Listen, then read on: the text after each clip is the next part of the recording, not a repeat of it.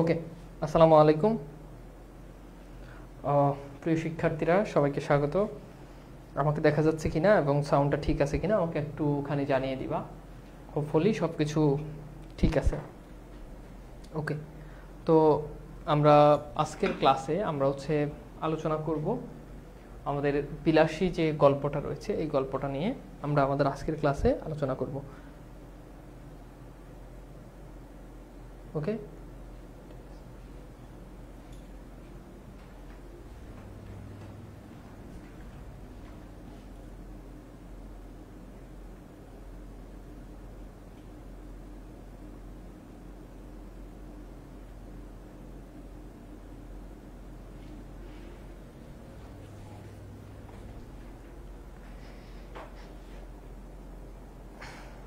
ওকে,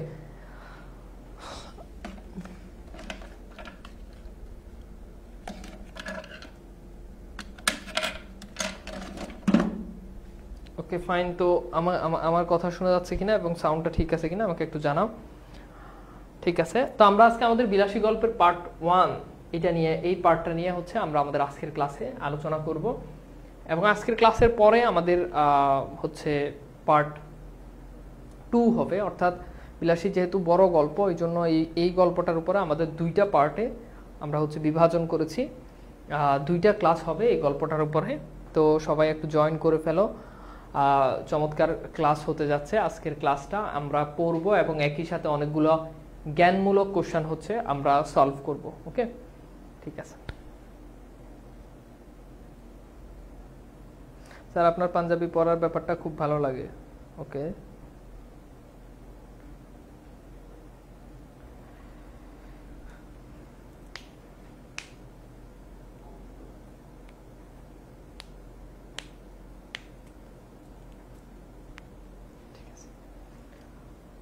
ওকে, তো ভাইয়েরা চলো তাহলে আমরা আমাদের আজকের আলোচনাটা আমরা স্টার্ট করতে পারি। আমার মনে হয় যে তোমরা যদি ক্লাসগুলো যদি নিয়মিত করো ইনশাল্লাহ, এবং এটার পরে তোমাদের এই বিলাসী গল্পের পরে তোমাদের রায়ান ভাই তোমাদের ডাউট সলভ ক্লাস নিবে। তো ঠিক আছে, তো আমরা তাহলে শুরু করি। প্রথমেই আমরা একটু বিলাসী গল্পের মূল ভাব যেটা, এটা একটু পড়ার জন্য চেষ্টা করব। অর্থাৎ এই গল্পটার আসলে মূল ভাব বা মূল বিষয়বস্তু কি সেটা একটু জানার জন্য চেষ্টা করব। বিলাসী গল্পের শরৎচন্দ্র চট্টোপাধ্যায় 20 শতকের প্রথমার্ধে মানে প্রথম দিকে, প্রথমার্ধে দ্যাট মিন্স কি প্রথম দিকে, ঠিক আছে। তো প্রথম দিকে ভারতবর্ষের বাঙালি রক্ষণশীল হিন্দু সমাজের বর্ণপ্রথা মানে যে জাতিতে জাতিতে বৈষম্য, হ্যাঁ, এই ধরনের রঙের বৈষম্য, তুই কালা আমি সাদা, এই ধরনের।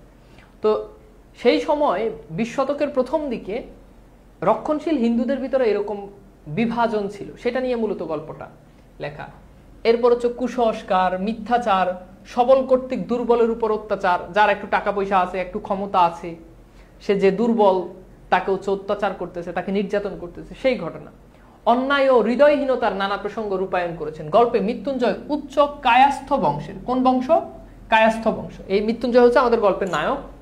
মৃত্যুঞ্জয় উচ্চ কায়স্থ বংশের এবং বিলাসী নিচু বংশের হওয়ায়, সে সাপুরে মেয়ে, বিলাসী সাপুরে মেয়ে, নিচু বংশের হওয়ায় তাদের ভালোবাসা ও একত্রে গড়বাঁধা সমাজপতিরা মেনে নিতে পারেনি।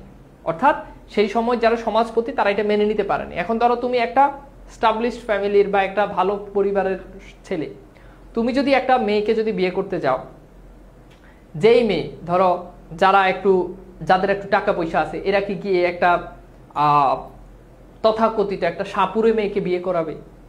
যাদের মোটামুটি একেবারে অনেক টাকা পয়সা না, মোটামুটি টাকা পয়সা আছে, তারা কি গিয়ে একটা সাপুরে মেয়েকে বিয়ে করাবে? একটা মেথরের মেয়েকে বিয়ে করাবে? একটা মেথরের মেয়েকে বিয়ে করাবে? করাবে না। যারা একটু ধার্মিক, যারা একটু মাথায় একটু মস্তিষ্ক আছে, তারা কি কখনো টিকটকের মেয়ে বিয়ে করবে? করবে না। তো বিয়ের ক্ষেত্রে তখন বিলাসী নিচু বংশের, আর এটা কোনো ফ্যাক্ট না, নিচু বংশ উঁচু বংশ ফ্যাক্ট না, ফ্যাক্ট গিয়ে মানুষ হিসাবে আসলে কেমন সেটা। তো তখন সমাজপতিরা এটা মেনে নিতে পারেনি, তাদেরকে গ্রাম ছাড়া করছে। এটা আমরা একটু পরে দেখবো। সেই সমাজে সমাজপতিদের মুখের কথাই ছিল আইন, তাদের খেয়াল খুশি মতো চলতো সমাজ। বিলাসী নারী হওয়া সত্ত্বেও তার প্রতি সমাজপতিদের সামান্য শ্রদ্ধাবোধ ছিল না। আমরা একটা পর্যায়ে গল্প যখন আমরা পড়বো তখন আমরা দেখবো যে গল্পে দেখা যায় যে বিলাসীকে টেনে হিচড়ে তারা মারছেও, ওকে, সেটা আমরা দেখি। জাত ও বংশ রক্ষার নামে তারা বিলাসীর উপর নির্মম অত্যাচার চালিয়েছে। সমাজপতিদের নির্মমতা সহ্য করেও মৃত্যুঞ্জয়কে নিয়ে বিলাসীর গড় বাঁধা এই গল্পের একটি উল্লেখযোগ্য দিক।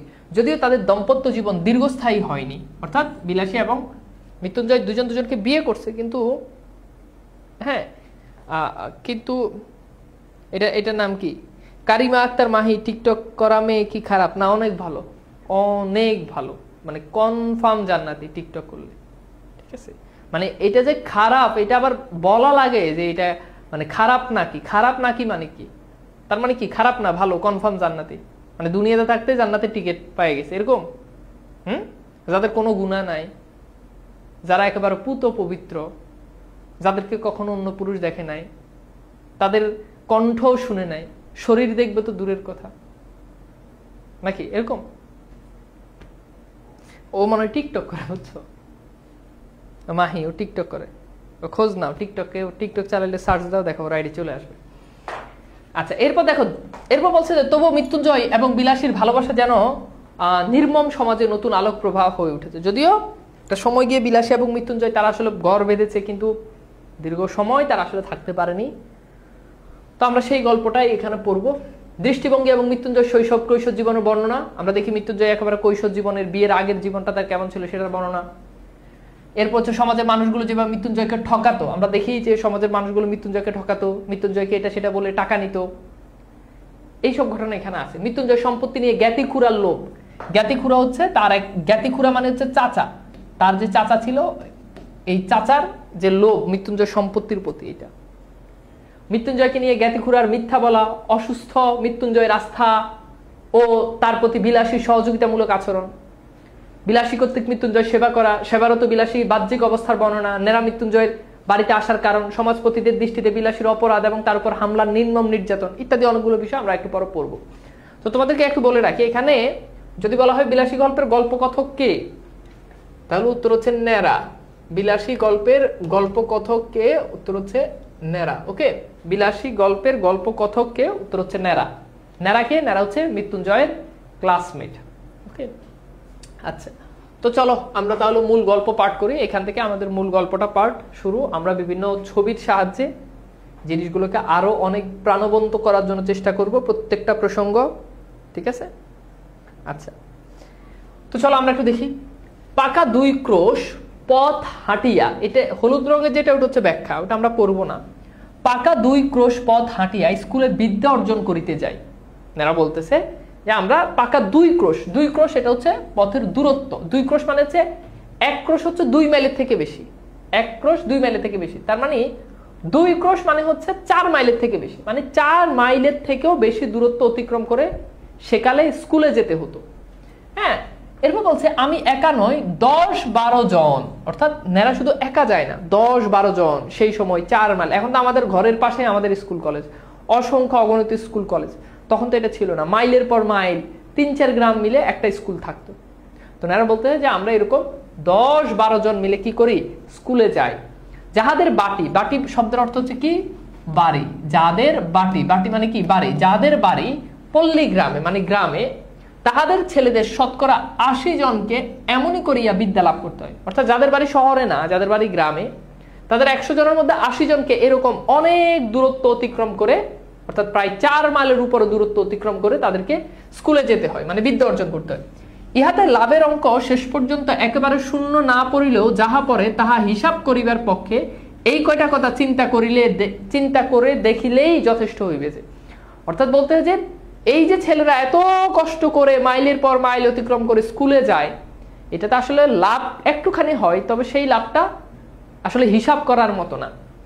যে ছেলেদের সকাল 8টার মধ্যে বাহির হইয়া যাতায়াতে 4 ক্রোশ পথ ভাঙিতে হয়, 4 ক্রোশ মানে 8 মাইল নয়, ঢের বেশি, ঢের বেশি মানে আরো বেশি, ঢের মানে কি আরো বা আরেকটু, অর্থাৎ আরেকটু বেশি। বর্ষার দিনে মাথার উপর মেঘের জল, অর্থাৎ যখন তারা স্কুলে যায় তখন তাদের মাথার উপর থাকে মেঘের জল, অর্থাৎ জলের মধ্য দিয়ে, ছোটবেলায় যারা গেছো বা এখনো তোমরা যারা স্কুল কলেজ যাও অনেক সময় বৃষ্টির মধ্যে যাও না, এরকম পায়ের নিচে 1 হাঁটু কাদা, আর বৃষ্টি হলেই তো কি হয়, কাদা হয়ে যায়। এবং গ্রীষ্মের দিনে জলের বদলে কড়া সূর্য এবং কাদার বদলে ধুলার সাগর সাঁতার দিয়ে স্কুল ঘর করিতে হয়। অর্থাৎ বর্ষাকালে বৃষ্টি, আবার 1 হাঁটু কাদা থাকে, আর যখন গ্রীষ্মকাল হয় তখন একদিকে সূর্য আরেকদিকে ধুলাবালির মধ্য দিয়ে তারা স্কুলে যেতে হয়। সেই দুর্ভাগা বালকদের মা সরস্বতী খুশি হইয়া বর দিবেন কি? সরস্বতী কে? মা সরস্বতী এখানে দেখতে পাচ্ছ, মা সরস্বতী হচ্ছে বিদ্যার দেবী, বিদ্যার দেবী। ওকে, তো বলছে এত কষ্ট করে তারা বিদ্যা অর্জন করতে যায়, বিদ্যার দেবী তাদেরকে বর দেওয়ার কথা। বর মানে জামাই না, বর মানে আশীর্বাদ। বর মানে কি? আশীর্বাদ। অর্থাৎ মা সরস্বতী তাদেরকে তো আশীর্বাদ দেওয়ার কথা, যে এরা এত কষ্ট করে বিদ্যা অর্জন করতে যায়। তাহাদের যন্ত্রণা দেখিয়ে কোথায় যে তিনি মুখ লুকাইবেন ভাবিয়া পান না। অর্থাৎ মা সরস্বতী তাদেরকে আশীর্বাদ করার কথা, যে এই ছেলে মেয়েরা তারা এত কষ্ট করে বিদ্যা অর্জন করতে যায়, অথচ এই ছেলে মেয়েদেরকে দেখে মা সরস্বতী কোথায় যে মুখ লুকাইবেন তিনি আসলে এটাই তিনি কি খুঁজে পান না। তিনি কোথায় যে মুখ লুকাইবেন এটাই তিনি কি খুঁজে পান না। কথা কি বোঝা গেছে? তাহলে আশা করা যায় যে আমরা এতটুকু পর্যন্ত ঘটনাটা বুঝতে পারছি। ওকে, ঠিক আছে। এখানে 2 ক্রোশ মানে কি? 1 ক্রোশ মানে হচ্ছে 2 মাইলের বেশি, আর 2 ক্রোশ মানে হচ্ছে প্রায় তোমার 4 মাইল। ওকে, আচ্ছা, এরপর আসো আমরা একটু যাই, এরপরে যাই। এরপরে কি বলছে? এরপর খেয়াল করে দেখো, তারপর এই কৃতবিদ্যার শিশুর দল বড় হইয়া, কৃতবিদ্যা মানে হচ্ছে বিদ্যা অর্জন করেছে এমন, বিদ্যা অর্জন করেছে এমন। তো বলছে যে এই যে যারা এত কষ্ট করে গ্রীষ্মের দিনে সূর্যের মধ্যে বালুর মধ্যে ধুলাবালির মধ্যে দিয়ে বিদ্যা অর্জন করতে যায়, বর্ষার দিনে 1 হাঁটু কাদা ভেঙে যারা মাইলের পর মাইল অতিক্রম করে যারা বিদ্যা অর্জন করতে যায়, তো বলছে যে সেই শিশুদের দল বড় হয়ে একদিন গ্রামেই বসুন আর ক্ষুধার জ্বালায় অন্যত্র যান। অর্থাৎ এই ছেলেরা যখন একটু গ্রামে যখন একটু পড়াশোনা করে তারা অন্য জায়গায় চলে যায় একটু পরে, কিছুদিন পরে। তাদের 4 ক্রোশ হাঁটা বিদ্যার তেজ আত্মপ্রকাশ করিবেই। অর্থাৎ তারা যে 4 ক্রোশ পথ হেঁটে যে যায়, এটা বিদ্যার তেজ তাদের এটা আত্মপ্রকাশ করবে। অর্থাৎ তারা অনেক দূরে পড়তে যায়, অনেক দূরত্ব অতিক্রম করে। এইটার তেজটা কি? এটার তেজটা হচ্ছে তারা গ্রাম থেকে একদিন ছেড়ে চলে যাবে। কেউ কেউ বলেন শুনিয়াছি, আচ্ছা যাহাদের ক্ষুধার জ্বালা তাদের কথা না হয় নাই ধরিলাম, কিন্তু যাদের সেই জ্বালা নাই তেমন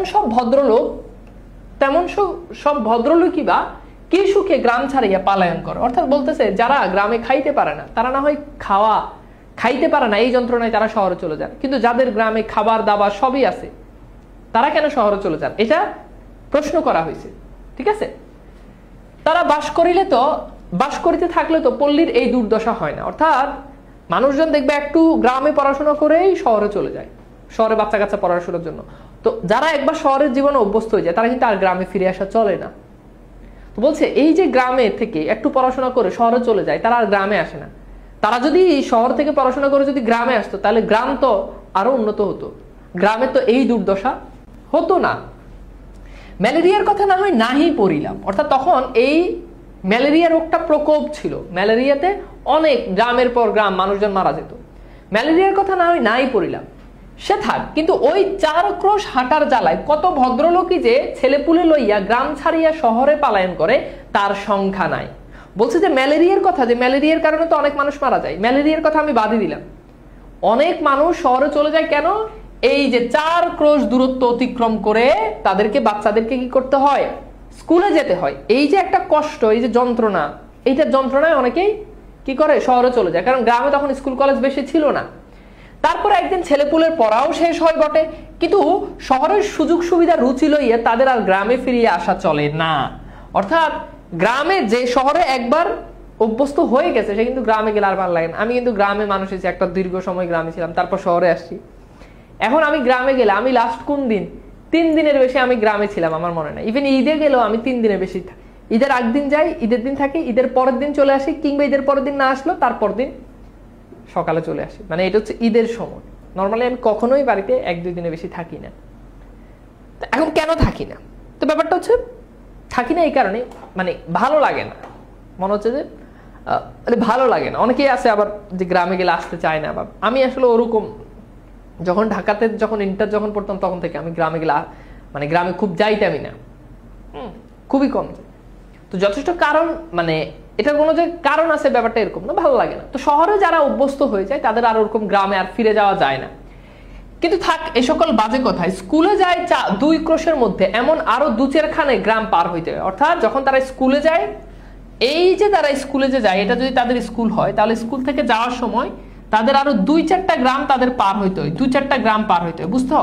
মানে আমরা এরকম এখন তো 1 গ্রামে স্কুল অনেকগুলো, তখন এরকম একটা স্কুলে যাইতে হলে 2-4টা গ্রাম তাদেরকে পার হয়ে যাইতে হয়, বুঝছো? আচ্ছা, এইবার আসো আমরা একটু দেখি, এরপর দেখি। আচ্ছা, এরপর আসো আমরা একটু দেখি এখানে।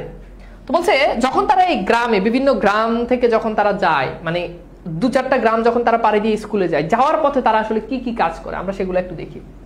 কার বাগানে আম পাকিতে শুরু করতেছে, অর্থাৎ তারা এইটা দেখে কার বাগানে আম পাকতে শুরু করতেছে। আম তো সবাই চিনো, ম্যাঙ্গো।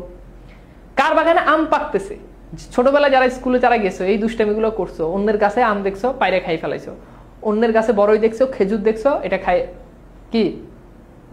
খাই ফেলাইছো, এই কাজটা। তো ওই গ্রামের ছেলেমেয়েরা ওই কাজটা করে। কার গ্রামে আম পাকিতে শুরু করিয়াছে, কোন বনে বইছি, মানে কোন বনে বইছি, বইছি মানে হচ্ছে এই যে কাঁটাযুক্ত একরকম অনেকটা তোমার বড়ই আর কি, এই যে এখানে দেখতে পাচ্ছ বইছি, বড়ই বলা যায়, কুল। বইছি ফল অপর্যাপ্ত ফলিয়াছে, অর্থাৎ কার গাছের মধ্যে বইছি ফল বা বড়ই ধরতেছে এটা তারা খেয়াল করে। কার গাছে কাঁঠাল এই পাকিলো বলিয়া, বলছে কার গাছে কাঁঠাল পাকতেছে এটা তারা খেয়াল করে। কারণ ওই পাকলেই, আমার মনে আছে আমি যখন 8-9-এ ছিলাম তখন তারাবির নামাজ পড়তে যাইতাম, তো তারাবির নামাজ পড়তে গেলে তখন ডাব চুরি করে খাইছিলাম, একবারই খাইছিলাম বন্ধু বান্ধবের সাথে, আল্লাহ মাফ করুক, বুঝতাম না, তো ডাব চুরি করে খাইছিলাম। তো এটা করতাম, তোমরাও নিশ্চয়ই অনেকেই করছো। এরপর বলছে কার বর্তমান রম্বার কাদি, রম্বার কাদি অনেকে বুঝে না, রম্বার কাদি মানে হচ্ছে কলার ছোড়া, এই যে দেখতে পাচ্ছ রম্বার কাদি, ওকে, ছবি দেওয়া আছে। কার বর্তমান রম্বার কাদি কাটিয়া লইবার অপেক্ষা মাত্র, অর্থাৎ কার গাছ থেকে কলা ধরতেছে এবং সেই কলা গাছের কলার থোড়াটা, ঠিক আছে, কলার ছড়াটা কেটে নিব, এটার জন্য তারা তাদের থাকে, যখন তারা স্কুলে যায় তখন তারা এগুলো বেশি খেয়াল করে। এরপর বলছে কার কানাছে, কানাছে মানে হচ্ছে ঘরের পেছনে, ঘরের পেছনে একটা জায়গা থাকে দেখবা, গাছটা হয় সাধারণত। কার কানাছে ঝোপের মধ্যে আনারসের গায়ে রং ধরিতেছে, অর্থাৎ আনারসের গায়ে কি করতেছে, রং ধরতেছে, এটা তারা খেয়াল করে। কার পুকুর পাড়ায় খেজুরের মেথি, খেজুরের মেথি অনেকে বুঝে না, খেজুরের মেথি হচ্ছে এই যে খেজুরের ছড়া আর কি, কলার ছড়া, খেজুরের ছড়া। এখানে অনেকগুলো ফলের কথা আছে, আম কাঁঠাল এগুলো তো তোমরা ডেফিনেটলি সবাই চিনো, বাট রম্বার কাদি সবাই চিনো না, খেজুরের মেথি সবাই চিনো না, এখানে সেইগুলোই দেওয়া আছে। তো বলছে যে কার পুকুর পাড়ে খেজুরের মেথি কাটিয়ে খাইলে ধরা পড়িবার সম্ভাবনা অল্প, এই সব খবর লইতেই সময় যায়। অর্থাৎ যখন তারা স্কুলে যায় তখন তারা আলাপ আলোচনা, পড়াশোনা নিয়ে না, আলাপ আলোচনা কার গাছে আনারস ধরছে, কার গাছে কাঁঠাল ধরছে, কার গাছে রম্বার কাদি, কার গাছে, এইগুলো নিয়েই তাদের হচ্ছে সময় চলে যায়। আমি কি কথা বুঝতে পারছি? ঠিক আছে, আমি কি কথা বুঝাইতে পারছি? ক্লিয়ার? আচ্ছা, তো এখানে ছবিও দেওয়া আছে। তো এরপর আসো আমরা এরপর দেখি, এরপর আমরা কিছু কোশ্চেন সলভ করি, জ্ঞানমূলক কিছু কোশ্চেন সলভ করি। পল্লীগ্রামের কত শতাংশ মানুষকে 2 ক্রোশ পথ হাঁটিয়া স্কুলে বিদ্যা অর্জন করিতে যাইতে হয়? ওকে, 1 নম্বর কোশ্চেন। 2 নম্বর কোশ্চেন হচ্ছে বিলাসী গল্পে কার মুখ লুকানোর কথা বলা হয়েছে? 2 নম্বর কোশ্চেন। 3 নম্বর কোশ্চেন হচ্ছে বিলাসী গল্পে কোন রোগের নাম উল্লেখ আছে? 3টা কোশ্চেনই খুবই গুরুত্বপূর্ণ। একটা ছেলে বারবার কমেন্ট করতেছে, আমি দেখতেছি বাট পড়তেছি না, তার মনে খুবই কষ্ট, আমি কেন পড়তেছি না, সে বারবার এই কমেন্ট করতেছে। ভাই আমি পড়ি, আমি শাহরুখ খানকে দেখিনি, আসলেই দেখো নাই, কারণ তোমার দেখার কোনো যোগ্যতাই নাই, তুমি দেখতে পারবাও না, কিন্তু তানভীর স্যারকে দেখেছি, আমাকেও দেখো নাই, মোবাইলে দেখছো, শাহরুখ খানকে যেভাবে দেখছো ওভাবেই দেখছো। রূপে গুণে সৌন্দর্যে তিনি বিশ্বের সেরা সুদর্শন পুরুষ। আমি যদি মেয়ে হতাম স্যারকে প্রপোজ দিতাম। ঠিক আছে, কবিতা আপনার জন্য অনেক কষ্ট করে লিখেছি, যদি পড়তে। তো মেয়ে হইলে আমার প্রপোজ করতো, ছেলে হইয়া একটা ছেলের মনে যদি এই চিন্তা আসে তো ও তো আসলে ছেলে না, তুমি তো বাবা মেয়ে হয়ে গেছো, মেয়ে না হইলেও তুমি ছেলে মেয়ের মাঝখান দিয়ে পড়ে গেছো, তুমি কোনোভাবেই ছেলে না। ছেলে যদি মনে করে যে আরেকজন রে প্রপোজ করতাম মেয়ে হইলে, তার মানে তো সেটা আসলেই ছেলে নাই, সে তো অন্য কিছু হয়ে গেছে, উন্নত চিকিৎসার জন্য তোমাকে আমেরিকায় পাঠানো হবে। আচ্ছা, তো দেখো প্রথম কোশ্চেন, পল্লীগ্রামের কত শতাংশ মানুষকে 2 ক্রোশ? উত্তর হচ্ছে 80%। গুড, এটা কি 80%? ওকে,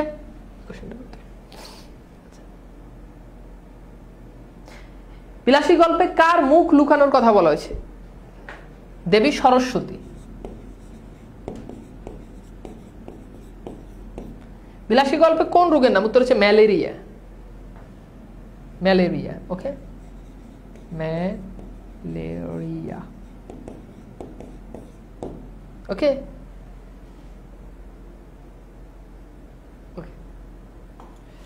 আচ্ছা এইবার আসো, কিন্তু আসল যা বিদ্যা, কামসাটকার রাজধানীর নাম কি?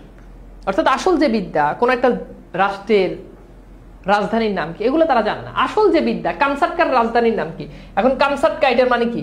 রাশিয়ার অন্তর্গত সাইবেরিয়ার উত্তর পূর্বে অবস্থিত একটি উপদ্বীপ। তাহলে কামসাটকা কি? এটা একটা উপদ্বীপ যার রাজধানী শহরের নাম পেট্রোপাভলোভস্ক, নামটা এরকম আর কি, যদি ভুল না করি। এবং সাইবেরিয়ার উত্তরে রাশিয়ার অন্তর্গত সাইবেরিয়া তো বুঝোই, তো সাইবেরিয়ার খনির মধ্যে রূপা মেলে না সোনা মেলে, এ সকল দরকারি তথ্যের অবগত হইবার ফুরসতি মিলে না। ফুরসত মানে হচ্ছে সুযোগ, সময়।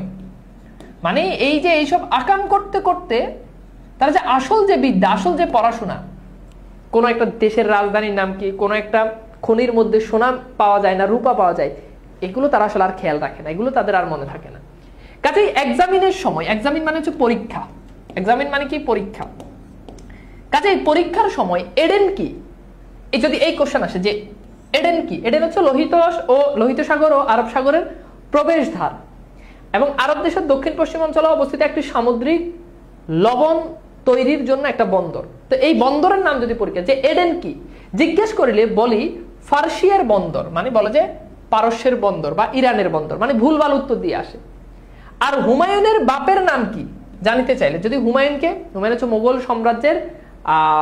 সাম্রাজ্যের প্রতিষ্ঠাতা বাবরের পুত্র, তো যদি বলে যে হুমায়ুনের বাপের নাম কি, তাহলে তারা বাবর উত্তর না করে তারা লিখিয়ে দিয়ে আসে তোগলক্ষা। কি লিখিয়ে আসে? তোগলক্ষা, ওকে। এবং আজ 40-এর কোঠা পার হইয়াও দেখি এ সকল বিষয় ধারণা প্রায় একই রকম আছে। অর্থাৎ বয়স প্রায় 40 পার হয়ে গেছে, কিন্তু এখনো দেখি যে গ্রামে এগুলোই চলতেছে, ছেলে মেয়েরা কোনো পড়াশোনা তারা আর করে না। তারপর প্রমোশনের দিন, প্রমোশন মানে হচ্ছে যেদিন রেজাল্ট দেয়, আমাদের রেজাল্ট দিত না স্কুলে, তো যেদিন রেজাল্ট দিত সেদিন মুখ ভার করিয়া বাড়ি ফিরিয়া আসিয়া কখনো বা দল বাঁধিয়া মতলব করি। যখন আমরা ফেল মারি তখন তারা মতলব করে। কি মতলব করে? মাস্টারকে ঠ্যাঙানো উচিত, মাস্টারে মারা উচিত। অর্থাৎ নিজে যে সারা বছর পড়াশোনা করে না এইটা দোষ নাই। আমরা যখন ছোটবেলায় যখন ফেল করতাম তখন বলতাম, আমার মনে আছে আমি যখন ক্লাস 3-তে, হ্যাঁ ক্লাস 3-তে আমার রোল নাম্বার ছিল 1, ক্লাস 3-তে রোল নাম্বার ছিল 1। ক্লাস 4-এ ওঠার পর আমার রোল নাম্বার হয়ে গেছে 2। তো ক্লাস 2-তে যখন আমার রোল নাম্বার 2 হয়েছে তখন 1 হয়েছে একটা মেয়ে, মানে মেয়ের নাম না বলি। তো আমি তো বাসায় মানে বাড়িতে এসে আমি উঠানের মধ্যে মনে করো মানে হামাগুড়ি দিয়ে কান্না করতে, ছোটবেলায় পড়াশোনা নিয়ে অনেক সিরিয়াস ছিলাম। তো তখন আমার আন্টি ছিল, মানে আমার চাচি, তো বলছে যে মানে আমার বলতেছে যে আচ্ছা এটা কোনো বিষয় না, হ্যাঁ সামনের বার পড়লে আবার একে আসবা। তখন আমি বলছি যে আমার মনে আছে আমি সবই ঠিকঠাক লিখছি, আমি একই থাকতাম। মাইয়ের সুন্দরী দেখা স্যার মাইয়ের 1 বানাই দিছে, বুঝছো? তো আমরা যখন ফেল করতাম, রেজাল্ট যখন খারাপ করতাম, তখন আমরা দোষ চাপাই দিতাম স্যারের উপর, স্কুলের উপর, কলেজের উপর, যে ভালো করে পড়ায় না, হ্যান করে তেন করে। তো তখন কি মাস্টারকে তারা কি প্ল্যানিং করে যে মাস্টারকে ঠ্যাঙানো উচিত, মাস্টারকে ধুমায় মারা উচিত, এইটা তারা কি করে, এইটা তারা প্ল্যানিং করে, বুঝছো? মাস্টারকে তারা এটা নিয়ে প্ল্যানিং করে। আচ্ছা, কখনো বা ঠিক করি এমন বিশ্রী স্কুল ছাড়িয়ে দেওয়াই কর্তব্য, এত বাজে স্কুলে কেউ পড়ে, এটা তারা প্ল্যান করে, বুঝছো?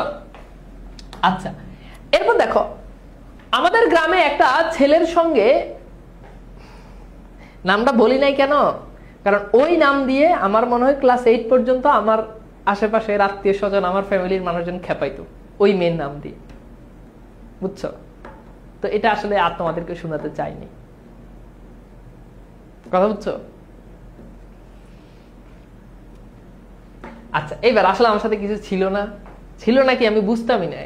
6-7 এগুলো বুঝে এনকার পোলাবেন তো পাক না, 5-6 প্রেম করে, তখন আমরা এই নাম খেপাইলে মেজাজ খারাপ হয়ে যেত, হাতের কাছে যা পাইতে মাইরে দিতাম। আমার বোনরে একবার আমি মাইরে দিছিলাম, চায়ের কাপ মাইরে দিছিলাম, কোফাল ফুটে করে ফেলাইছি। আচ্ছা, এরপর দেখা, আমাদের গ্রামে একটি ছেলের সঙ্গে মাঝে মধ্যে স্কুলের পথে দেখা হইতো, তার নাম ছিল মৃত্যুঞ্জয়। কার সাথে? স্কুলের পথে মাঝে মধ্যে একটা ছেলের সাথে, নারার সাথে দেখা হতো, তার নাম ছিল মৃত্যুঞ্জয়। মৃত্যুঞ্জয় শব্দের অর্থ মৃত্যুকে জয় করেছে যে। আমাদের ছেলে সে বয়সে অনেক বড়, 3rd ক্লাসে পড়তো। তাহলে মৃত্যুঞ্জয় কোন ক্লাসে পড়তো? 3rd class. আচ্ছা, 3rd ক্লাস মানে কি? এই 3rd ক্লাস মানে প্রথম ক্লাস মানে হচ্ছে 10ম শ্রেণী, আর 2nd ক্লাস মানে হচ্ছে 9ম শ্রেণী, আর 3rd ক্লাস মানে হচ্ছে 8ম শ্রেণী, মানে বর্তমান 8ম শ্রেণী। ওকে, ঠিক আছে। এরপর দেখো, কবে সে যে প্রথমে 3rd ক্লাসে উঠেছিল এ খবর আমরা কেউই জানিতাম না। সম্ভবত তাহা প্রত্নতাত্ত্বিকের গবেষণার বিষয়।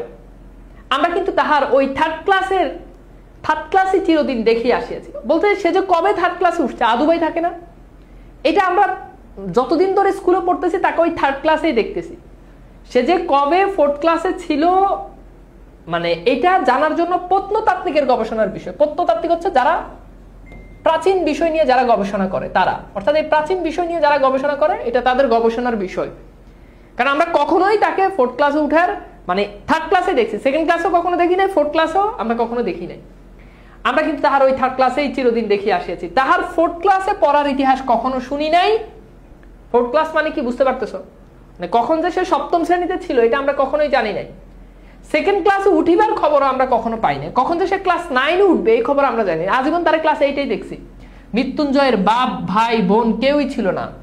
ছিল গ্রামের এক প্রান্তে একটা প্রকাণ্ড আম কাঁঠালের বাগান, তার ছিল একটা প্রকাণ্ড পোড়াবাড়ি। পোড়াবাড়ি মানে হচ্ছে পড়ে থাকে এরকম বাড়ি, জীর্ণ শীর্ণ প্রাচীন বাড়ি। আর ছিল এক জ্ঞাতি খুড়া। জ্ঞাতি মানে হচ্ছে একই বংশের, খুড়া মানে হচ্ছে চাচা। এখন আমরা একটু সামারি করি যে মৃত্যুঞ্জয়ের আসলে কি কি জিনিস ছিল। তো মৃত্যুঞ্জয় ছিল 3টা জিনিস, খেয়াল করে দেখো। মৃত্যুঞ্জয় ছিল 3টা জিনিস। কয়টা জিনিস? 3টা জিনিস। নাম্বার 1, গ্রামের এক প্রান্তে এক প্রকাণ্ড আম কাঁঠালের বাগান। প্রকাণ্ড মানে হচ্ছে বড়, প্রকাণ্ড মানে কি? বড়।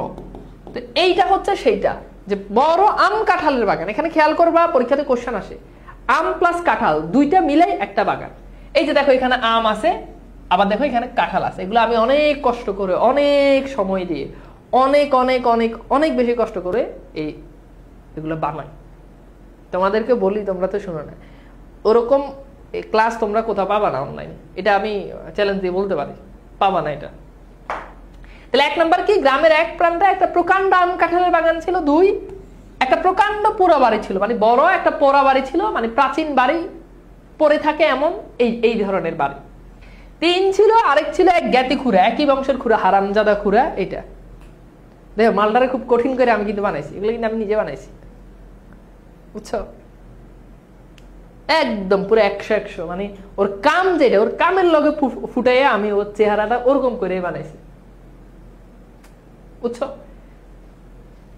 ওকে, তো হোপফুলি এটা আমরা বুঝতে পারছি। আচ্ছা, এইবার চলো আমরা একটু দেখি এরপরে।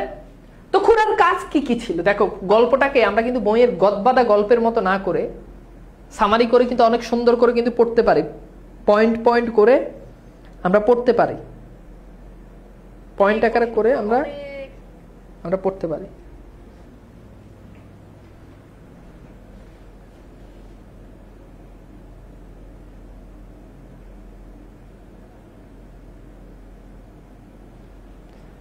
ওকে, তো চলো আমরা দেখি একটু।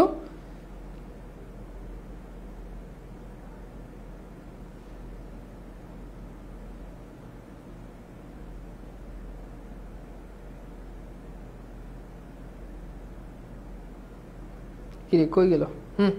আচ্ছা, তো যেখানে ছিলাম, তো খুড়ার কাজ ছিল কি? বাইপোর নামে নানাবিধ দুর্নাম রটনা করা। ওই যে আমাদের পাশের বাসার আন্টিদের কাজ যেটা থাকে ওইটা আর কি, বুঝছো? তো খুড়ার কাজ কি ছিল? খুড়ার কাজ ছিল বাইপোর নামে নানাবিধ দুর্নাম রটনা করা। বাইপোর নামে নানা ধরনের খারাপ কথা মানুষকে বলে বেড়ানো, ঠিক আছে? ভাইপোর নামে নানা ধরনের খারাপ কথা মানুষের কাছে কি বলে বেড়ানো, এটাই ছিল ভাইপোর খুড়ার কাজ। এরপর বলতো সে গাঁজা খায়। গাঁজা তো বুঝোই, গাঁজা বুঝো না? সে গুলি খায়। গুলি মানে বুঝছো? গুলি হচ্ছে মানে এটাও এক ধরনের আফিম টাইপের মাদক জাতীয় দ্রব্য, সহজ কথা হচ্ছে এটা। তো এগুলো সে খায়।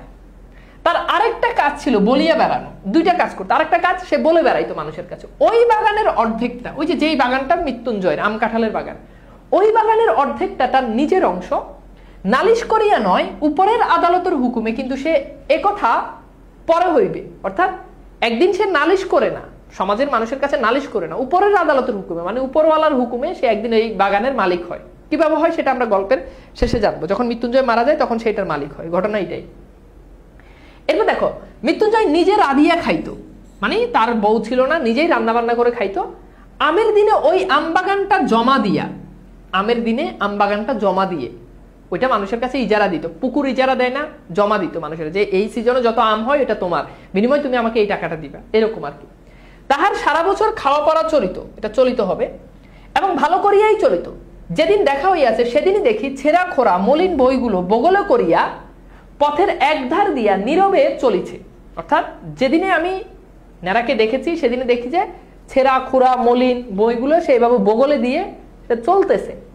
তাহাকে কখনো কারো সহিত যাচিয়া, যাচিয়া মানে হচ্ছে নিজের থেকে, কখনো সে নিজের থেকে কারো সঙ্গে গিয়ে কোনো কথা বলে না, বরঞ্চ উপযাচক হইয়া, উপযাচক মানে হচ্ছে নিজ থেকে সেদে সেদে কথা বলা, বরঞ্চ উপযাচক হইয়া কথা কইতাম আমরাই। কিছু মানুষ থাকে না খুব কথাবার্তা কম বলে, তো কখনো সে নিজ থেকে গিয়ে কারোর সঙ্গে কথা বলতো না, আমরাই গিয়ে উল্টো তার সাথে গিয়ে কথা বলতাম। কার সাথে? মৃত্যুঞ্জয়ের সাথে। এটা ন্যাড়া বলতেছে। তো চলো আমরা এরপর কোশ্চেন সলভ করি। 4 নম্বর কোশ্চেন হচ্ছে, এক্সামিনের সময় এডেন কি জিজ্ঞেস করিলে ছেলেপুলে কি উত্তর দেয়? 2 নাম্বার, এমন, এই এমন কোন স্কুল, এখানে স্কুল বিশেষায়িত করছে কোন স্কুল? কে কখনো কারো সহিত যাচিয়া আলাপ করে না, কে কখনো কারো সহিত যাচিয়া আলাপ করে না।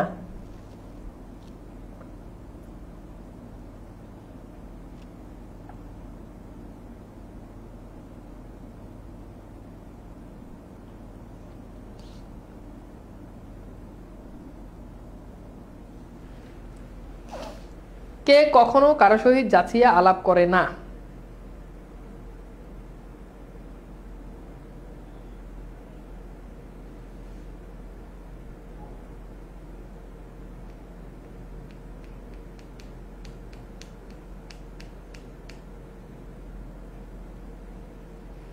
গুড।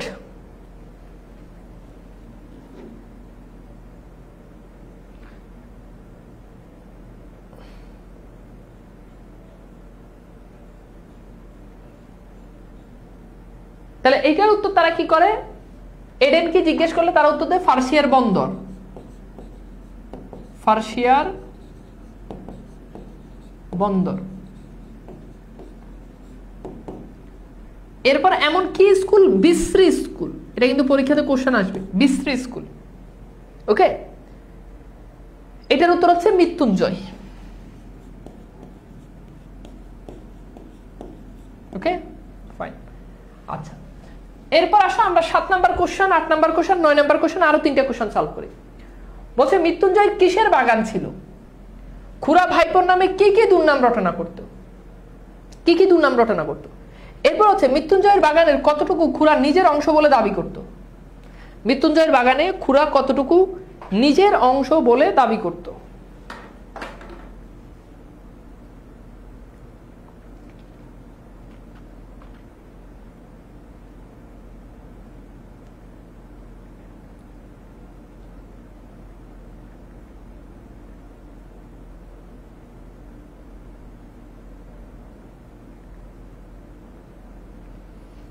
দ্রুত কোশ্চেনগুলো সলভ করো।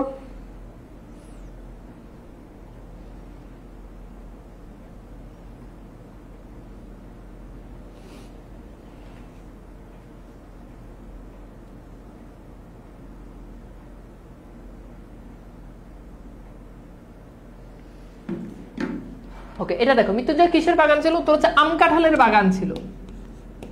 আম কাঁঠাল, ঠিক আছে, আম কাঁঠালের বাগান ছিল। ওকে, আচ্ছা, এরপর হচ্ছে খুড়ার ভাইপোর নামে কি কি দুর্নাম? সে গাঁজা খায়, গুলি খায়, দুইটা কথা বলেছে। একটা হচ্ছে গাঁজা খায়, মৃত্যুঞ্জয় গাঁজা খায়। 2 নাম্বার হচ্ছে কি, কমা, গুলি খায়। আচ্ছা, এরপর বলছে মৃত্যুঞ্জয়ের বাগানে কতটুকু খুরা খুরা নিজের অংশ বলে মনে করতো? উত্তর হচ্ছে অর্ধেক। উত্তর কি? অর্ধেক। ডান। এরপর আসো আমরা একটু দেখি, তাহার প্রধান কারণ ছিল এই যে, অর্থাৎ আমরা কোথায় ছিলাম মনে আছে যে মৃত্যুঞ্জয় কখনো কারোর সাথে নিজে গিয়ে আলাপ করে না, সবাই তার সাথে আলাপ করতে আসে। এখন মৃত্যুঞ্জয়ের সাথে সবাই কেন আলাপ করতে আসে এটা আমরা একটু জানবো। তাহার প্রধান কারণ ছিল এই যে দোকানে খাবার কিনিয়া খাওয়াইতে গ্রামের মধ্যে তাহার জোড়া ছিল না, অর্থাৎ সে একজনই যে গ্রামে ছেলে মেয়েদেরকে দোকান থেকে জিনিস কিনে খাওয়ায়। দেখবা বাচ্চা ছেলে যারা, ওদেরকে যদি দোকান থেকে যদি একটা চকলেট কিনে দাও, ওরা তুমি এরপর যেদিন দোকানে যাবে এদিন তোমার সাথে সাথে থাকবে। তো এরকম কিছু মানুষ আছে না দোকানে আশেপাশের মানুষদেরকে অনেক খাওয়ায়, যেমন আমি আমার আশেপাশের মানুষদেরকে ভরপুর খাওয়াই, বুঝছো? ভরপুর খাওয়াই, যেই দিন যা খাইতে চাই খাওয়াই, খাইবো সবাই, টাকা দেওয়ার বেলা আসলে আমি এরকম এরকম, ঠিক আছে? আচ্ছা, তো এরকমই ছিল। আমি একবার ওই যে আমার স্টুডেন্ট কারোর সাথে দেখা হইলে অফার করি যে খাও, চা খাও, ইয়ে খাও। অনেকে খায়, অনেকে আবার লজ্জা পায়, অনেকে খায় না। আবার কতগুলো আছে একদম বেসরম, বেহায়া, নির্লজ্জ।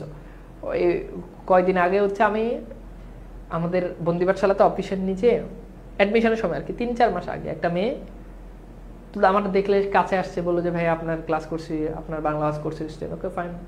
তো বললাম দোকানের সামনে আমি চা খাইতেছি, বললাম যে খাও, কি খাবা, কিছু খাবা খাও, এমনি অ্যাপ্রোচ তো করতে পারে। বলছে আমি তো ভাইয়া খেয়ে আসছি, তাহলে ভাই আপনি কি খাওয়াবেন, আমি সেটা নিয়ে যাই বাসায়।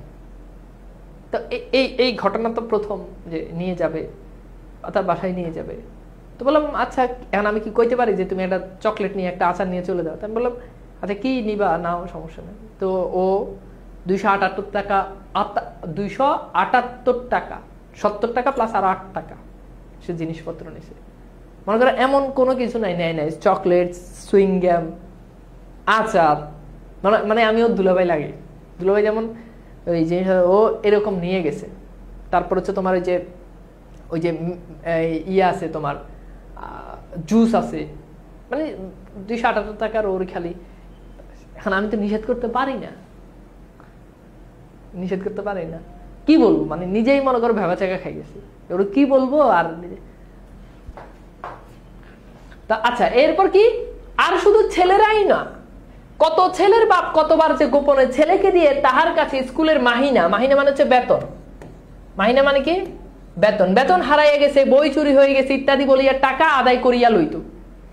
এই ঘটনা এটা তো শুধু ছেলেদের ক্ষেত্রে না, খালি ছেলেদেরকে যে জিনিসপত্র কিনে খাওয়াইতো ওইটা না, ছেলের বাপে বলতো যে মৃত্যুঞ্জয়কে গিয়ে বল যে আমার বাপে বেতন দিতে পারতো না। মৃত্যুঞ্জয় আবার আমার মতো দয়ালু ছিল, দিয়ে দিত। এটা খালি ছেলেরা করতো না, এটা মেয়েরাও এই কাজটা করতো, বুঝছো? সরি, মেয়েরা না, মেয়েদেরকে বলতো উদ্দেশ্য, ছেলের বাপেও এই কাজটা করতো, ওকে। আচ্ছা, এরপর দেখো তাহা বলিতে পারে, কিন্তু ঋণ স্বীকার করা তো দূরের কথা, ছেলে তার সহিত একটা কথা কইয়াছে, এ কথাও কোনো ভাব ভদ্র সমাজে কবুল করিতে চায় না। গ্রামের মধ্যে ছিল মৃত্যুঞ্জয়ের এমনই সুনাম বলতে দুর্নাম, অর্থাৎ সবাই খাওয়ায়, টাকা দেয়, কিন্তু কেউ আসলে মৃত্যুঞ্জয়কে ভালো জানতো না, ভালো চোখে দেখতো না। অনেকদিন মৃত্যুঞ্জয় দেখা হয় নাই। একদিন শোনা গেল মৃত্যুঞ্জয় মরমর মানে হচ্ছে কি মরে যাচ্ছে এমন। আরেকদিন শোনা গেল মালোপাড়ার এক বুড়ো, মালোপাড়া মানে হচ্ছে যে সাপুরেরা যেখানে বাস করে, মালোপাড়ার এক বুড়ো তাহার চিকিৎসা করিয়া এবং তাহার মেয়ে বিলাসীর সেবা করিয়া মৃত্যুঞ্জয়কে জমের মুখ হইতে এ যাত্রা ফিরে আনেছে। তো মৃত্যুঞ্জয় শুনতে পেল যে মৃত্যুঞ্জয়কে মালোপাড়ার এক বুড়ো সে চিকিৎসা করছে এবং তার মেয়ে সেবা যত্ন করে তাকে জমের হাত থেকে রক্ষা করছে, মানে মৃত্যুর হাত থেকে তাকে রক্ষা করছে। অনেকদিন তাহার মিষ্টান্নে সদ্যই করিয়াছি, মনটা কেমন করিতে লাগলো। একদিন সন্ধ্যায় অন্ধকারে লুকাইয়া তাহাকে দেখিতে গেলাম। দেখো এখানে মৃত্যুঞ্জয় কখন গেছে, নেড়া কখন গেছে, সন্ধ্যায় গেছে, কারণ গ্রামের মানুষজন নেড়াকে ভালো জানতো না, এই জন্য গ্রামের মানুষজন মৃত্যুঞ্জয়কে ভালো জানতো না, এই জন্য নেড়া সন্ধ্যার সময় গেছে যাতে কেউ না দেখে। তাহার পোড়া বাড়িতে প্রাচীরের বালাই ছিল না, মানে তার যে পোড়া বাড়ি ছিল তার বাড়িতে কোনো প্রাচীর ছিল না, কোনো দেওয়াল ছিল না। স্বাচ্ছন্দ্যে ভিতরে ঢুকিয়ে দেখি ঘরের দরজা খোলা। এইভাবে এখানে এই ছবিটা দেখতে পাচ্ছ যে ঘরের দরজা খোলা। দেখো এখানে একদম রিয়েলিস্টিক, এখানে যে ঘটনাটা এখানে ঠিক সেম ঘটনাটার বর্ণনা আছে। ঘরের দরজা খোলা, মৃত্যুঞ্জয় যে ঘর ছিল সেখানে দরজা খোলা, বেশ উজ্জ্বল একটি প্রদীপ জ্বলিতেছে। দেখো এই যে এখানে একটা বাতি জ্বলতেছে, আর ঠিক সম্মুখেই তক্তপোষের উপর, এই যে দেখো তক্তপোষের উপর একটা তক্তার উপর, তক্তপোষের উপর দেখো, তক্তপোষের উপর পরিষ্কার দবদবে বিছানায় মৃত্যুঞ্জয় শুয়ে আছে। এই যে দবদবে বিছানায় মৃত্যুঞ্জয় শুয়ে আছে। তবে শেষ পর্যন্ত সুবিধা করিতে উঠতে পারে নাই, সে কেবল ওই মেয়েটির জোরে, অর্থাৎ ওই বিলাসী মেয়েটা যে তাকে সেবা করছে, ওই মেয়েটার জোরে যমরাজ তার জীবন নিতে পারে নাই। সে শেয়ারে বসিয়া পাখার বাতাস করিতেছিল, অর্থাৎ এইভাবে সে কি করতেছে, মৃত্যুঞ্জয়ের মাথার কাছে বসে বাতাস করতেছে। আকস্মাৎ মানুষ দেখিয়া চমকিয়া উঠিয়া দাঁড়াইলো। ওই মেয়েটি বুড়ো সাপুরের মেয়ের বিলাসী, বুড়ো সাপুরের মেয়ে বিলাসী, অর্থাৎ যেই মেয়েটা ছিল পাশে ওই মেয়েটা হচ্ছে সাপুরের মেয়ে, আর সে হচ্ছে বিলাসী। বুঝছো? ওকে, এরপর আসো আমরা দেখি। এরপর আমরা এখানে বিলাসী সম্পর্কে অনেকগুলো ইনফরমেশন পাই, আমরা সেই ইনফরমেশন গুলো দেখি। তাহার বয়স 18 কি 28 ঠাহর করিতে পারিলাম না। ঠাহর মানে আন্দাজ করতে পারলাম না। কিছু মানুষের বয়স আছে বোঝা যায় না, বয়স বেশি নাকি, যেমন আমার বয়স, আমার দেখে অনেকে বলে আমি অনেক কচি, মানে সরি কচি বলতে অনেক বয়স কম। আবার কেউ আমার দেখে মনে হয় যে আমার অনেক বয়স হয়েছে। তো বয়স অনুমান করা যায় না। তো আমাদের মৃত্যুঞ্জয়ে যে বিলাসী ছিল, সেই বিলাসী তার বয়স আসলে কত এটা নেরা ঠিক ধরতে পারে না, 18 কিংবা 28 ঠিক ধরতে পারে না। মৃত্যুঞ্জয় প্রায় 1.5 মাস শয্যাগত, অর্থাৎ মৃত্যুঞ্জয় 1.5 মাস শুয়ে আছে। এর মধ্যে 10-15 বার সে অজ্ঞান, 10-15 দিন সে অজ্ঞান অচৈতন্য ছিল। অচৈতন্য মানে হচ্ছে কোনো চেতনা নাই এমন, মানে 10-15 দিন মৃত্যুঞ্জয় কোনো সেন্স ছিল না। ঠিক আছে, মুখের প্রতি চাহিবা মাত্রই টের পাইলাম, বয়স যাই হোক খাটিয়া খাটিয়া আর রাতে জাগিয়া ইহার শরীরে আর কিছু নাই। বিলাসীর দিকে সে তাকাই বলল, দেখলো যে বিলাসী বয়স যাই হোক হোয়াটএভার, বাট বিলাসী রাত জেগে আর খেটে খেটে তার শরীরে এখন আর কিছু নাই। ঠিক যেন ফুলদানিতে জল দিয়ে ভিজাইয়া রাখা বাসি ফুলের মতো। একটা বাসি ফুলকে তুমি যদি ফুলদানির জল দিয়ে যদি ভিজাই রাখো তাহলে যেমন হবে, বিলাসীকে ওরকম বাসি ফুলের সাথে সে তুলনা করতেছে। হাত দিয়ে এতটুকু স্পর্শ করিলে, এতটুকু নাড়াচাড়া করতে গেলেই ঝরিয়া পড়বে। অর্থাৎ একটা বাসি ফুল তুমি একটু নাড়াচাড়া করলেই তার পাতাগুলো ঝরে পড়ে যাবে। বিলাসীকে দেখে এরকম মনে হচ্ছে, এরকম মানে এত দুর্বল লাগতেছে, এত রোগা লাগতেছে, একটা মানুষ ক্লান্ত লাগতেছে, এরকম লাগতেছে। তো যাই হোক, মৃত্যুঞ্জয় আমাকে চিনিতে পারিয়া বলিল, কে ন্যাড়া? বলিলাম মেয়েটা ঘাড় হেড করিয়া, হেড মানে কি নিজ, হেড করিয়া দাঁড়াইয়া রইল। মৃত্যুঞ্জয় 2-4টা কথা যাহা কইল তার মর্ম এই যে, প্রায় 1.5 মাস হইতে চলেছে সে শয্যাগত। শয্যাগত মানে কি? শুয়ে আছে। ওকে, মানে 1.5 মাস ধরে সে শুয়ে আছে।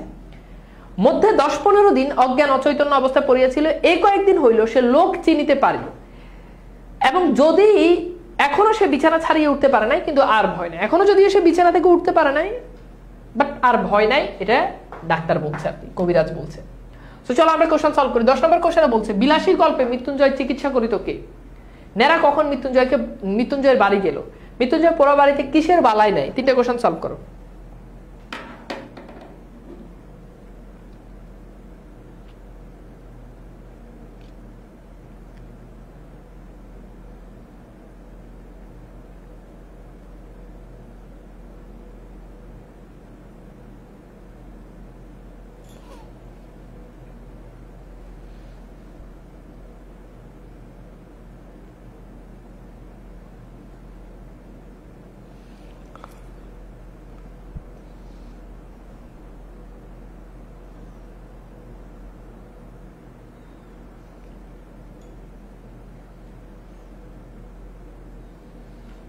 দ্রুত কোশ্চেনগুলো সলভ করো।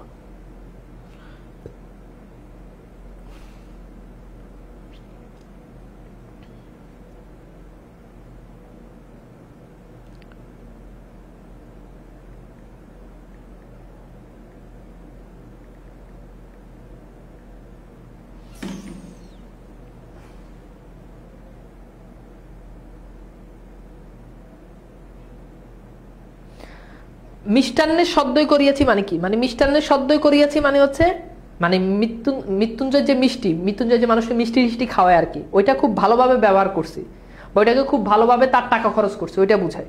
ওকে, তো চলো, বিলাসী গল্পে কে মৃত্যুঞ্জয় চিকিৎসা করতো? এই কোশ্চেনের উত্তর তোমরা অনেকেই বিলাসী দাও, বাট তার চিকিৎসা করতো বুড়ো মালো। বুড়ো মালো, বা এটার উত্তর যদি বিলাসীর বাবাও দাও তাও ভুল হবে না। নেরা কখন মৃত্যুঞ্জয়ের বাড়িতে গেল? উত্তর হচ্ছে সন্ধ্যার সময়। মৃত্যুঞ্জয়ের পোড়া বাড়িতে কিসের বালাই নাই? প্রাচীরের বালাই নাই। প্রাচীর, প্রাচীর মানে কি? দেওয়াল। তবে প্রাচীরে লিখবা, দেওয়াল লিখবা না, যেহেতু পাঠ্য বইতে প্রাচীর আছে। ওকে, এরপর আসো আমরা একটু দেখি।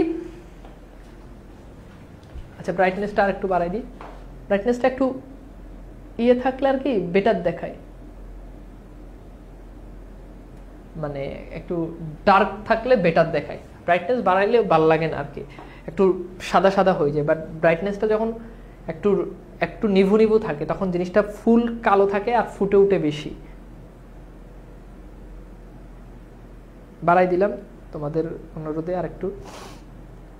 ওকে, গুড। এরপর আসো আমরা পরে যাই। যমরাজ কার জন্য শেষ পর্যন্ত সুবিধা করিতে উঠিতে পারেন নাই? মৃত্যুঞ্জয় কত মাস ধরে শয্যাগত? বিলাসী গল্পে বিলাসীকে কেমন ফুলের সাথে তুলনা করা হয়েছে? সব পড়াই দিছি, A to Z সব পড়াই দিছি। আচ্ছা, তো এখানে খেয়াল করে দেখো, যমরাজ কার জন্য শেষ পর্যন্ত সুবিধা করিয়া উঠতে পারেন নাই? এটার উত্তর কি হবে? মৃত্যুঞ্জয় কত মাস ধরে শয্যাগত? এটার উত্তর হচ্ছে বিলাসী, আমরা জানি। মৃত্যুঞ্জয় কত মাস শয্যাগত? উত্তর হচ্ছে 1.5 মাস। বিলাসী গল্পে বিলাসীকে কেমন ফুলের সাথে তুলনা করেছে? উত্তর হচ্ছে বাসি ফুল। উত্তর কি? উত্তর হচ্ছে বাসি ফুল। হ্যাঁ, হ্যালো, বলেন কি? ও গাড়ির গ্যালাক্স খোলা? ওকে, আমি ক্লাস শেষ করে আসতেছি।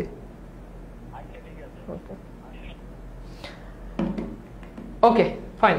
এরপর আসো আমরা দেখি, এরপর যাই। ভয় না থাকুক মানে সে এখনো শুয়ে আছে, বাট এখন আর ভয় নাই, সুস্থ হয়ে যাবে এরকম আর কি।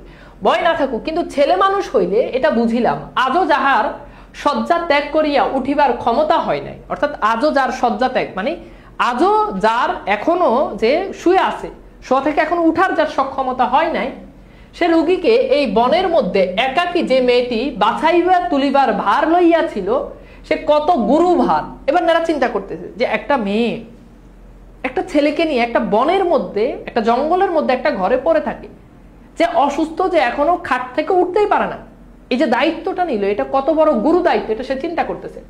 দিনের পর দিন, রাত্রির পর রাত্রি তাহার কত সেবা, কত শুশ্রূষা। শুশ্রূষা মানে কি? এটাও তোমার সেবা বুঝা, আজকে পরিচর্যা বুঝায়। কত ধৈর্য, কত রাত জাগা, সে কত বড় সাহসের কাজ। অর্থাৎ এই যে বিলাসী যে মেয়েটা আছে, সে যে কত বড় সাহস। এখনকার মেয়েরা স্বামী যদি অসুস্থ থাকে, 1.5 মাস বিছানায় শুয়ে থাকে, স্বামীরে লাথি মেরে ফালাই চলে যায়, অন্য জায়গায় গিয়ে বিয়ে বসে। তো সে জায়গাতে তো বিলাসী এরকম একটা একা মানুষ, সে একটা ঘন জঙ্গলের মধ্যে পড়ে আছে, এটা অনেক বড় সাহসের কাজ। কিন্তু যে বস্তুটি অসাধ্য সাধন করিয়া তুলেছে, তার পরিচয় যদিচ সেদিন পাই নাই, কিন্তু আরেক দিন পাইয়াছিলাম। ফিরিবার সময় মেয়েটি একটি প্রদীপ লইয়া, প্রদীপ মানে হচ্ছে বাতি, বাতি লইয়া আমার আগে আগে ভাঙা প্রাচীরের শেষ পর্যন্ত আসিল। অর্থাৎ একটা ভাঙা প্রাচীর, এটা শেষ পর্যন্ত আসলো। এতক্ষণ পর্যন্ত সে একটি কথাও কয় নাই। এবার আস্তে আস্তে বলিল, রাস্তা পর্যন্ত তোমায় রেখে আসবো কি? অর্থাৎ তুমি কি এই ঘন জঙ্গলের পথ দিয়ে যেতে পারবা? রাস্তা পর্যন্ত কি তোমায় দিয়ে আসবো? বড় বড় আম গাছের সমস্ত বাগানটা যেন একেবারে জমাট অন্ধকার মতো বোধ হইতেছিল। অর্থাৎ গাছের ছায়ায় পুরো বাগানটা একেবারে অন্ধকার হয়ে গেছে। পথ দেখা তো দূরের কথা, নিজের হাতটা দেখা পর্যন্ত যায় না। বলিলাম, পৌঁছে দিতে হবে না, শুধু আলোটা দাও। অর্থাৎ তোমার হাতে যে বাতিটা আছে, ওই বাতিটা দাও, আমাকে পৌঁছে দিতে হবে না। সে প্রদীপটা আমার হাতে দিতেই তার উৎকণ্ঠিত মুখের চেহারা, উৎকণ্ঠিত মানে হচ্ছে চিন্তিত মুখ, উৎকণ্ঠিত মুখের চেহারা আমার চোখে পড়িল। আস্তে আস্তে সে বলিল, একলা যেতে ভয় করবে না তো? একটু এগিয়ে দিয়ে আসবো। অর্থাৎ সে নারাকে বলতে যে তোমাকে কি একলা, তুমি কি ভয় করবে? এখন একটা মেয়ে মানুষ তোমার যদি বলে, আচ্ছা আমি তোমার আগাই দিই, তোমার ভয় করবে না তো? তাহলে তোমার এটা পার্সোনালিটিতে লাগবে না তো? নেরার এটা লাগছে। নেরাকে যখন বাতিটা দিতেছে তখন নেরা একটু ইয়ে টাইপের, নেরা ওইটা বিলাসী তখন মুখটাও দেখে নিল, বুঝছো? এই জন্য বললো যে তার উৎকণ্ঠিত মুখের চেহারা। তাকে বলতে যে আমি একটু এগিয়ে দিয়ে আসবো, তখন নেরা বলতেছে, মেয়ে মানুষ জিজ্ঞেস করে ভয় করবে না তো? সুতরাং মনে যাই থাক, প্রতি উত্তরে শুধু একটা না বলিয়াই অগ্রসর হইলাম। সে পুনরায় কহিল, বন জঙ্গলের পথ একটু দেখে দেখে পা ফেলো। মানে বন জঙ্গলের পথ তুমি একটু দেখে দেখে যেও, একটু সাবধানে যেও। সর্বাঙ্গে কাটা দিয়ে উঠিল, কিন্তু এতক্ষণে বুঝিলাম উদ্বেগটা তার কিসের জন্য এবং কেন সে আলো দেখাইয়া এই বনের পথটা পার করিয়া দিতে চাইল। হয়তো সে নিষেধ শুনিত না, সঙ্গেই যাইতো, কিন্তু পীড়িত মৃত্যুঞ্জয়, পীড়িত মৃত্যুঞ্জয় মানে হচ্ছে অসুস্থ মৃত্যুঞ্জয়কে একাকী ফেলিয়া যাইতে বোধ করি তার শেষ পর্যন্ত মন সরিল না। অর্থাৎ সে আমাকে হয়তো একা যেতে দিত না, সে নিজেই ওই রাস্তা পর্যন্ত দিয়ে আসতো, কিন্তু মৃত্যুঞ্জয় তো একা, এই জন্য হয়তো সে আমাকে এভাবে রেখে গেছে। ওকে, আমাকে 20-25 বিঘার বাগান, তাহলে এখান থেকে জানলাম যে ওই বাগানটা কতটুকু, 20-25 বিঘা, সুতরাং পথটা কম নয়। এ দারুণ অন্ধকারের মধ্যে প্রত্যেক পদক্ষেপে বোধ করি ভয় ভয় করিতে হইল, কিন্তু পরক্ষণে মেয়েটির কথাতে সমস্ত মন এমনই আচ্ছন্ন হইয়া রইল যে ভয় পাইবার আর সময় পাইলাম না। কেবল মনে হইতে লাগিল একটা মৃতকল্প, মৃতকল্প মানে হচ্ছে প্রায় মৃত, একটা মৃতকল্প রোগীকে লইয়া থাকা কত কঠিন। মৃত্যুঞ্জয় তো কোনো মুহূর্তে, যে কোনো মুহূর্তে মরিতে পারিত। তখন সমস্ত রাত্রি এই বনের মধ্যে মেয়েটি একা কি করিত, কেমন করিয়া তার রাত কাটিত। মৃত্যুঞ্জয় তখন তার ভয় লাগতেছে, কিন্তু সে ভয় মনে আনে না যে একটা মেয়ে মানুষ যদি এরকম একটা রোগীকে নিয়ে যদি থাকতে পারে, মৃতপ্রায় মানুষকে নিয়ে থাকতে পারে, তাহলে তো ভয় নাই। তখন সে চিন্তা করলো যে এই মেয়ের সাহস আসলে অনেক বেশি। এই রোগা মানুষটাকে, এই মৃতপ্রায় মানুষটাকে নিয়ে যদি থাকে, এই মানুষটা যদি মরে যেত তাহলে এই লাশ নিয়ে এসে সারা রাত থাকা লাগতো। এখন লাশের পাশে কোনো মানুষ নাই, কিছু নাই, লাশের পাশে একটা ঘন জঙ্গলে একটা বাড়ির মধ্যে একা থাকা কি সম্ভব? সম্ভব না। তখন নেরা মৃত্যুঞ্জয়ের বউয়ের অর্থাৎ বিলাসীর যেই সাহস, সেই সাহসে সে তারিফ করতেছে। আচ্ছা, এরপর দেখো আমরা একটু কোশ্চেন সলভ করি। তো 16 নম্বর কোশ্চেনে বলছে বিলাসী নেরাকে কতটুকু পথ পর্যন্ত এগিয়ে দিয়ে আসলো। খুব গুরুত্বপূর্ণ এমসিকিউ। রাস্তা পর্যন্ত তোমাকে রেখে আসবো কি, উক্তিটি কার? কার কথা মনে হয় নেরার মন থেকে সকল ভয় দূর হয়ে গেল?